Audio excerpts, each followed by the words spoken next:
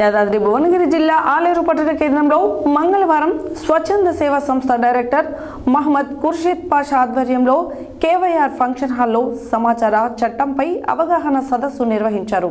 ఈ కార్యక్రమానికి ముఖ్య అతిథిగా ఉమ్మడి ఆంధ్రప్రదేశ్ రాష్ట్ర సమాచార ముఖ్య commission doctor Varre Venkateswarlu, senior journalist Pasham యాదగిరిలు పాల్గొని మాట్లాడారు.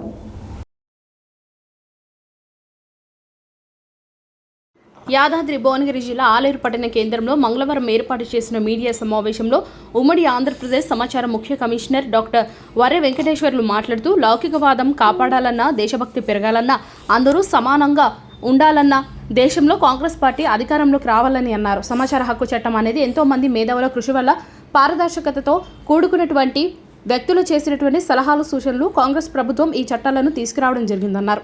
2005 సంవత్సరంలో యూపీ ప్రభుత్వం సోనియా గాంధీ నేతృత్వంలో పరిపాలనలో పారదర్శకంగా పెంచాలని, అధికారులు ప్రజలందరికీ జవాబుదారీగా ఉండాలని, ప్రజలకు కొన్ని హక్కులు కల్పిస్తూ సమాచార హక్కు చట్టాన్ని తీసుకురావడం జరిగిందని తెలిపారు. గత ప్రభుత్వాలు సమాచార హక్కు చట్టాన్ని నిర్వీర్యం చేసే విధంగా చూశారని, దానిని సీఎం రేవంత్ రెడ్డి దృష్టికి తీసుకెళ్తే సీఎం మంత్రులు కులశంగా ఆలోచించి తొందరలోనే మేధావులతో, విద్యావంతులతో కలిసి సమాచార హక్కు చట్టాన్ని ముందుకు తీసుకెళ్లే విధంగా చూస్తామని హామీ ఇచ్చారని తెలిపారు. ప్రతి ఒక్క పౌరుడికి సమాచార హక్కు కొరకు దరఖాస్తు చేసుకోవాల్సిన బాధ్యత ఉందని గుర్తు చేశారు. ఈ కార్యక్రమంలో సమాచార హక్కు వికాస సమితి వ్యవస్థాపక అధ్యక్షుడు డాక్టర్ కృష్ణారెడ్డి, సమాచార హక్కు చట్టం రాష్ట్ర కార్యదర్శి ఖుర్షీద్ పాషా తదితరులు ఉన్నారు.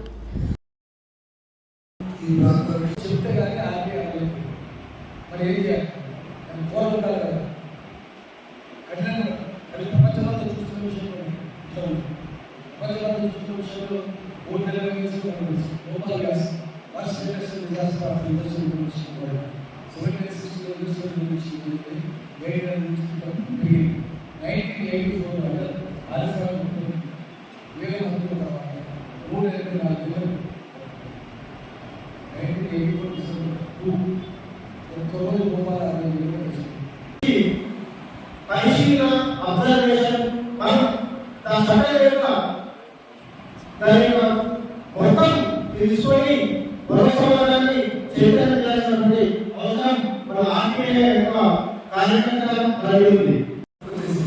ఈ సవాళ్ళను ఎదుర్కొనేది అంటే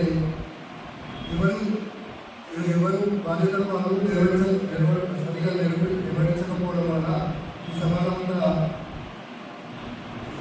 వేరే విధంగా అవుతుంది. మనం ఈ భారతదేశం కానీ మనం ఈ సమాజం బాగుండాలి అంటే మనం మంచి చేయకపోయిన పర్వాలేదు అని తెలియదు, తెలియకుండా కాదు, మనం మంచి చేయకుండా పర్వాలేదు అని తెలియదు.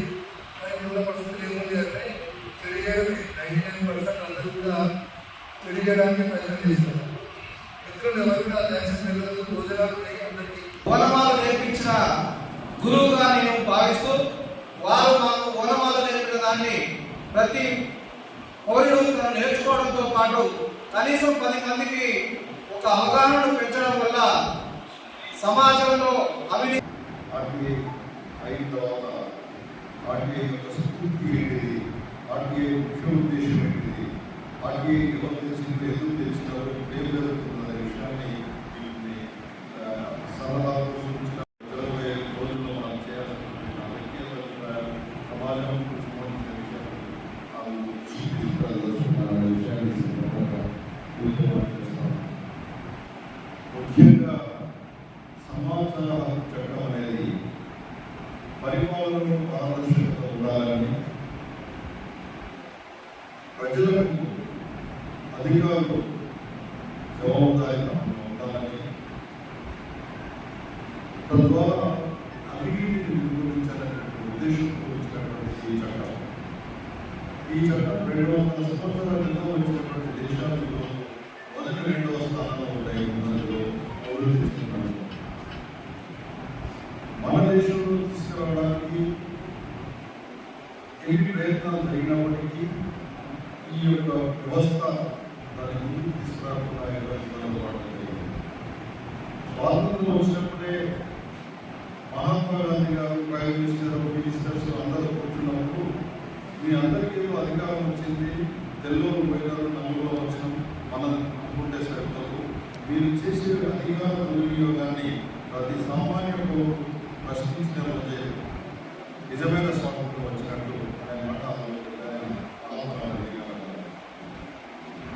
అంటే ఆ ఊరే అవినీతి ఉందని ఆయన ఊరికి చెప్పినటువంటి మాట.